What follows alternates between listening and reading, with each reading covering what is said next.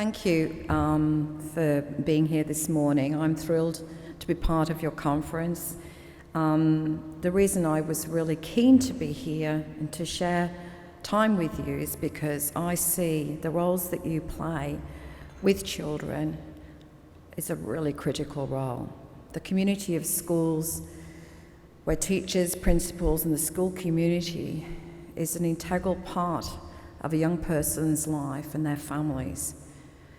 And where we come into contact with social workers and school counsellors, nurses, you know, what an amazing job that you do, and what an amazing opportunity you have to make a difference in a young person's life.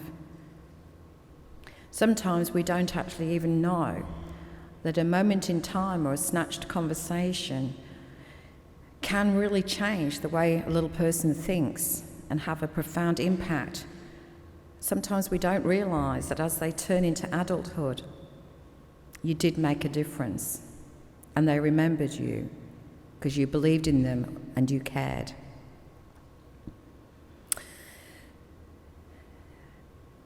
When I was waiting here this morning, my son Luke, his first prep teacher, came and said hello. Hi, Mandy. I remember Luke going to school with a bag almost as big as him. And I said, this is ridiculous. If he falls over on his back, he'll be like a beetle and not be able to get up. They're so tiny, they're so precious. And when they start prep, they're going into the big world and they're so proud of their new adventure. And those primary school years are so important because that's their journey into slowly being separate from their mum, from their dad, and forming new friendships, learning how to become little adults, and testing in the schoolyard and with their peers. One day you're best friends and the next day you're out in the cold and no one wants to talk to you. It's their training ground of life, and we take them and we drop them off at school, and we trust your roles, and we trust our children will be safe, supported in a nurturing way. And that journey to start you off at the very point of life when you're a little guy or a little girl sets you up. It can set you up or it can set you back. So I'm thrilled that my little boy Luke loved school. We lived in Tyab, which is a lovely semi-rural community with a great school on our doorstep. He couldn't wait to start school. He wasn't nervous or afraid, he was ready. And he loved it every day. As Mandy would tell you, there were challenges. Luke came from a single-parent household. He was the centre of my universe. He had to learn in the school classroom that he wasn't the centre of the school's universe. He had to wait his turn to ask questions or give answers. So it was a learning curve for Luke, and sometimes he struggled. But he was lucky because he had great teachers, knowing when to enforce boundaries, knowing when to enforce discipline, knowing when to nurture, knowing when to identify with a child who's got lots of tears and is very sensitive. You see, Luke was quite well known in his class for being a bit of a crybaby. And a lot of those little preschool, the prep kids, they grow up together and they kind of understand that this one cries a bit and this one's this, but it's all kind of accepted. But as Luke grew up a bit older, he said, "Why do I cry so much?" And I said, "Mate, it's fine. You're a sensitive little boy. It's okay to cry. But when you're brave when you need to be brave, you are very brave. And I used to give him examples of being at the dentist and having his, he had a lot of dental work and he was very brave. When he had to go into hospital and have grommets put in his ears, or when he had an accident and broke his wrist, he was very brave. So just because you cry as a little boy doesn't mean that you're weak or silly or anything less. You're a little boy that's a little child. And the reason I make that point is, do we treat our little boys and girls differently? Is there something, either as a mother or dad or a school teacher, or that we kind of expect the children to behave differently? We treat them a little bit differently. We expect boys to be tougher, not be crybabies. But it's okay for little girls to be vulnerable and cry. So we set the parameters of how little boys have to learn how to contain their emotions, be strong, and not give anything away. And as they progress through life, what kind of a man does that make them? Someone that's emotionally unavailable, frightened to show their emotions, and as they see them as weakness. It's really important. When I was 6, my mother died. And I was 6, my other brother was 4, and my little brother was 1 year old. I never saw my dad cry. In fact, he actually never spoke to us about my mother's death, ever. We didn't even know that she died or that the funeral had happened. He told us at a later point. To be subjected to a trauma of that type as a child, with no one able to support your feelings, to have a voice, to be able to express yourself, that trauma remains with you forever. The only time I saw my father cry, and even indeed share the story of my mother's death and some of the complications, was when he came here for Luke's funeral. And indeed, one of Luke's little friends was struggling to express his emotion, and his parents were quite worried about him.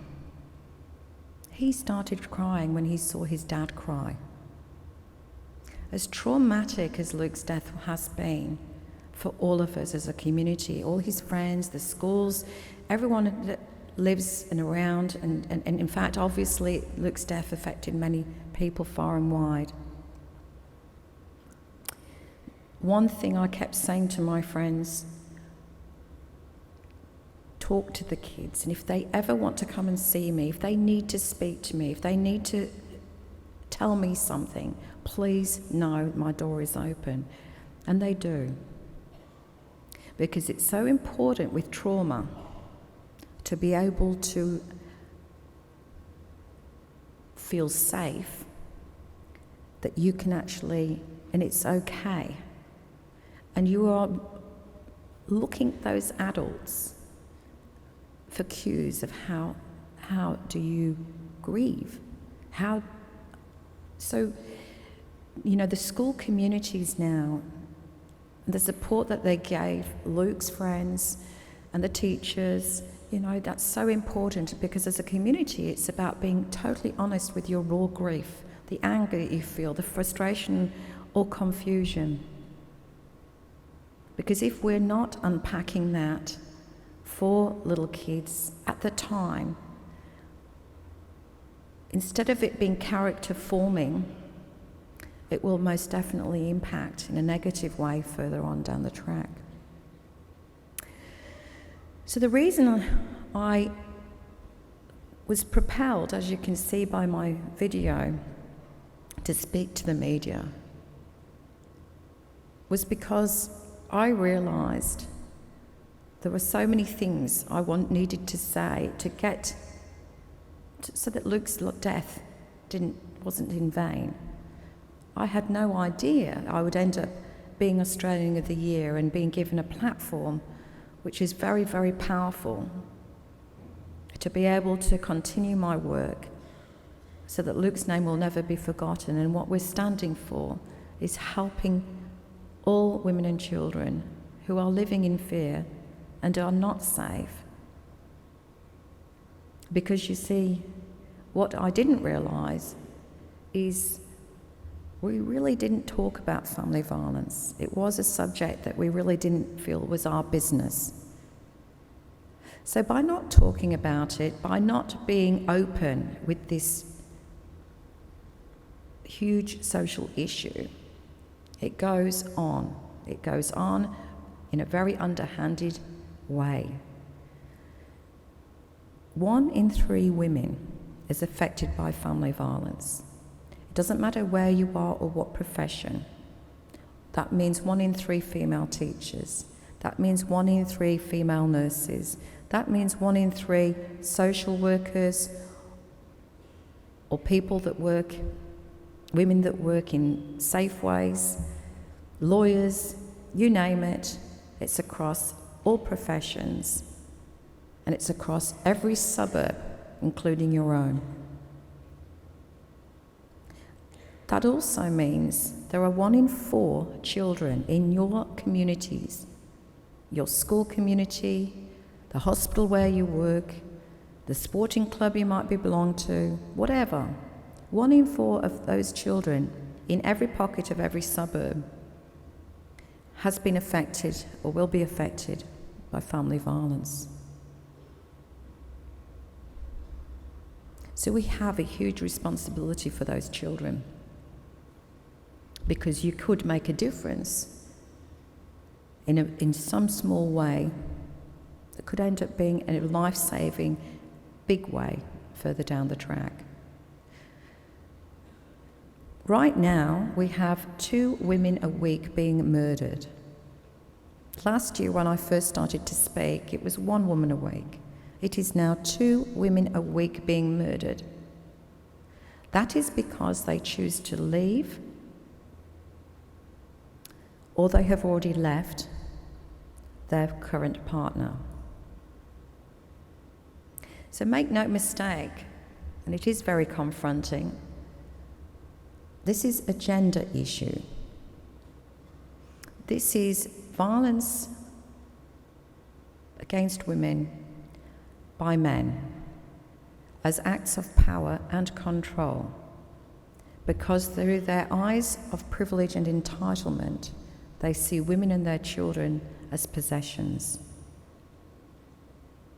Now, Greg was not evil. He wasn't a bad person. He loved his son, and he would do anything for his son. But he was violent. And even though he did have a mental illness, and even though he smoked too much marijuana, which created enormous paranoia, and even though he lived in poverty, in his car, and couldn't hold down a job, even though he had everything in his life that seemed to be failing, the one bright light in his life was his son. He enjoyed every moment with him. But his desire for power and control over me was stronger than his love for his child. He needed to win and have total power and control. And in order to do that, he took away the thing that I loved the most. Left me in this life, in this world, alone. Now, that's a really tough thing for me to have to bear. It's a really tough thing for me to cope with. But this opportunity to make a difference and to feel that we are starting to sense a change around family violence gives me purpose and meaning, and I'm thankful every day for the opportunities that are coming along to me. It will never bring Luke back, but it helps me very, very much on my daily journey. So what I always want to really make sure is everyone is really clear about family violence being in every suburb, in every school community, every pocket of our country, that the statistics do not pick just the rough, violent suburbs, the people with tattoos or the people who have no teeth or drug addicts living in poverty. We kind of want to place it that it happens elsewhere, but it doesn't. There are forms of abuse, different forms of abuse. And sometimes we only really consider violence to mean that it's a physical act, where someone comes away with a black eye, broken rib, fat lip. But no, family violence also includes psychological abuse, financial abuse, sexual abuse, spiritual abuse, each of which demeans, debilitates, and brings you to the point where you have lost yourself. So psychological violence was the main form of abuse that I was subjected to. But violence typically continues without serious intervention. Right now, our systems and processes do not deal efficiently enough to help victims find safety. So what typically happens with an incident where we're forced to involve the police, we can take out intervention orders and go along to our courts. We can we can flee to refuges, crisis centres, but there's not enough of them. And we can't guarantee safety. And what that means is we pull women and children out of their communities, we pull them out of their friendship groups, we pull them out of their schools. And we expect them to give all of this up. The effect it has on children is enormous, absolutely enormous, as you well know, and you can imagine. What are we doing? We're setting up the children to know they're different. It's isolating them. I'll share with you a friend of mine who I've known since Luke's birth. She's been a very good friend. Luke loved her. But I never saw her much 2 or 3 years before Luke died. I was really saddened because they had been really close friends, and I felt it was really important for Luke to have their family as my friends. But we didn't see them. Some months ago, she came to see me and she said, "I have to admit, Rosie, I didn't ring you, I didn't see you. It wasn't about you and Luke, it was because of Greg." And I said, "So you distanced yourself from Luke and I because of his dad?" She said, "Yes, I didn't want my children being exposed to Greg." So how sad that one of your best friends can remove themselves out of your life because they don't like what's happening in your life. And for that, Luke, as a little boy, suffered too. So as he grew up from adoring his dad to being embarrassed about his dad, to actually fear that some of his school colleagues would find out his dad lived in a car and didn't hold down a job. He was terrified. He didn't understand why friends at school didn't like him, and he started to really doubt himself. It was really troubling for me to see him the last year of his life, really for the first time ever, doubting himself, thinking he was ugly, thinking he was different. He was convinced he had a disability. And I would say, for goodness sake, Luke, You're smart. And I thought, how can this have happened to my child who was so confident, so loved? You know, I gave him so much love. How can he be in this place? But you know, a few months before he did die, he had found himself. He was much more self-assured. He was much more comfortable. He was much happier. The school principal, the school culture took a real interest in Luke because they started to understand some of the difficulties we were having with his father. They took a real interest. But Luke didn't want to be identified as one of those kids with something different about him. He didn't want to stand out in the class. But he did need to feel that they cared. They looked out for him and they encouraged him. And it really supported me as a mum that I felt, I want to give my little boy everything and I want to have a normal family for him, but I can't. So the school community, I see, is really essential in what we are going to do with our young children. It is my expectation that at some point we will have in every school a respectful relationships program. Because you see, from kinder through the whole spectrum of school, we need to start to understand how we show kids what respectful relationships look like. We can't guarantee that their parents are modelling that.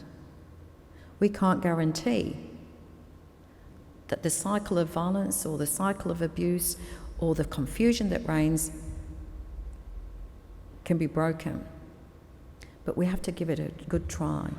And by looking at respectful relationships and stereotypical sexist attitudes and gender modelling, we need to unpack all of that. How is a school culture, or the culture of a hospital, or the culture, how is that culture reflecting gender equality? Because you see, the countries have the best gender equality, have the least violence. So it is really important that a little girl grows up knowing she can be anything without limitations, total access to the same opportunities as her brother. Because you see, when I grew up on a farm, as much as I had a great upbringing in many, many ways, I lived on a farm, I had a really good time. Growing up, building dens, having a lot of freedom. When I say a good time, it was an isolating journey in many regards because I didn't have the security of my mother and the family unit to take care of me. But I had a lot of extended family and community in the village that I look back at very fondly and know it helped shape me. But when I was born, it was very clear that as a woman, even though I was the oldest child, I wasn't entitled to inherit the farm. My brothers were. I wasn't entitled to be given a job on the farm and a career and go to college, but my brothers were. I was expected to go out and get a husband. That didn't actually ever happen. I'm still stuck with my surname, Batty. So what I'm saying is we are born into this world with our lens. As a man, as a woman, we need to look at those lenses and we need to clean them. And we have to start to show our young people what gender equality truly is, and we need to model it within our framework of where we work. It starts from there. Now,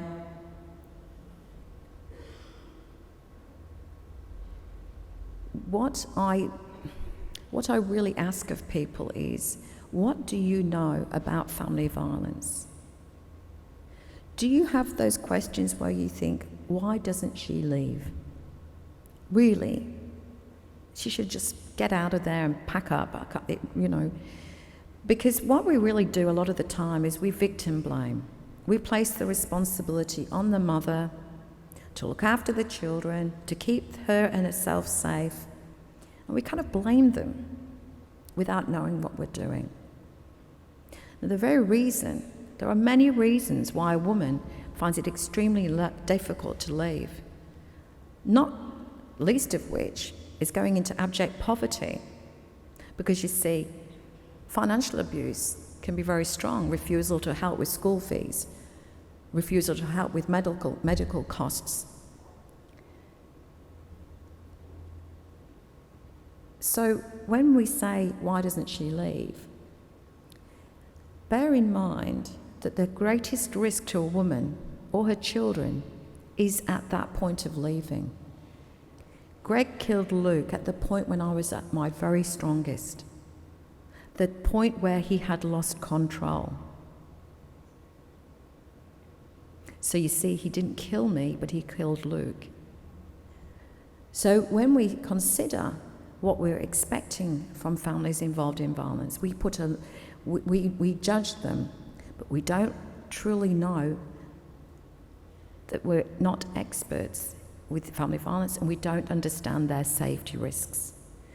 So what we really need to do as a school, or as counsellors, or as social workers is, what is our understanding of family violence? How much do we truly know about this? Because it's your responsibilities in those roles to know, so that you are not judgmental and not critical, that you actually also, in some of the roles that you're in, and I would suggest this would be the school counsellors and welfare people, in fact, working within schools. What is your risk assessment? What training have you had in the safety of children? Because you're not expected to be experts, but what I do believe you need to be experts with is linking in to the expertise. That is linking into a family violence organisation in your local area, so that you can start to understand the best way of supporting a woman, a mother, that may actually be very overwhelmed at the place that she's found herself in. You being compassionate and supportive and understanding how, through the expertise that's actually out there, you can play a big part in that journey. And when people say to me, what do I do if I know someone's being, violent or something? Well, one of the things I always suggest is to encourage people to ring the 1-800-RESPECT line. Because from that point, they are linked into the correct crisis service or the correct counselling service. Because women don't necessarily want to leave. They actually want the violence to stop. But as I've learned, sometimes you don't always understand the level of risk that you may be in. And that's why what we need to do is respect those frontline services that have constant government cuts, that do not get the investment they deserve, and cannot do the work that they want to do because of all of these obstacles. So we need to respect our frontline services. We need to look at how can we fundraise or support them? How can we work with them? How can we lobby and advocate government so that our young people and the victims of violence have a journey that isn't going to be so terrifying. What I also suggest is there's an organisation that I'm an ambassador for, and it's called Our Watch. Now, we didn't get the handouts in time for you, but I understand that they will be emailed out. And it's called Working with Children and Young People. And it's from Our Watch. I suggest you download it or go and source it or look at it. It'll give you some strategic, detailed ideas about what you can do in your school community or your working environment. Because we all need to do things and take responsibility within our own circle of influence. And what I really want to make sure that I feel that it's really easy for a child to be ostracised at school when they come from an unfunctioning family because of their behaviours. Children rarely, I think, would tell you what's wrong at home. Maybe they would, but they'd be very frightened. So behaviour that's abnormal or unusual or not characteristic with the child in your care that you know, we need to go behind what the behaviours are. We need to try to understand what's going on without punitive punishment. We need to understand how to engage with that child so they feel safe. They feel safe enough to tell you what's going on. And then we need to understand, what do we do with that information and how do we support the child? You are not the experts, but the trust and confidence that a child will place in with you can make a huge difference. So we do need to address behaviour, but we need to look at what is going on. Because if that child gets suspensions and then ultimately has to leave the school, what does that say to the child? What behaviour are we addressing and supporting and changing? That's the responsibility I feel that we have, to really try to work with young children who are struggling. And they can be depressed, they can be anxious, they could be soiling themselves. Luke tried too hard to be liked. He wanted to be liked. He wanted to be the funny guy so that people would like him.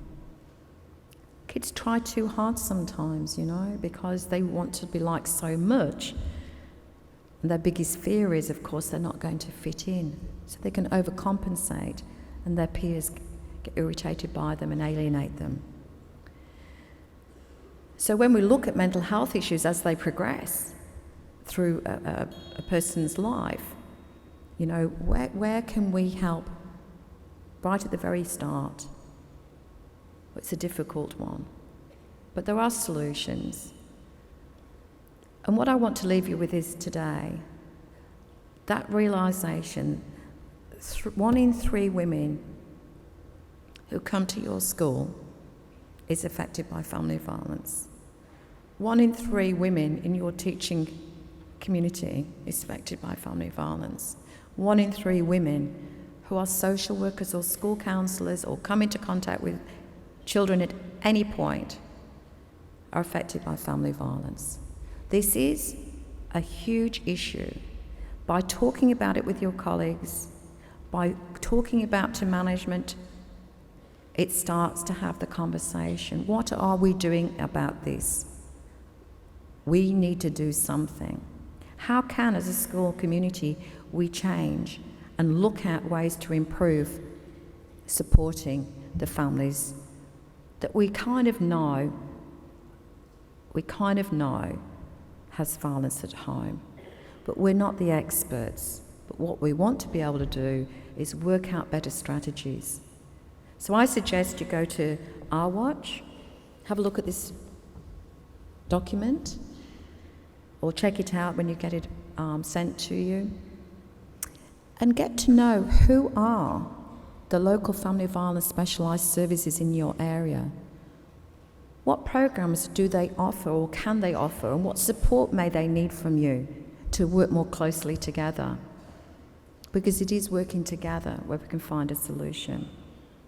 So I want to say thank you to Mandy. She was the best prep school teacher ever. Luke adored her. And the support I continue to have from Tyre Primary School has been great. So thank you.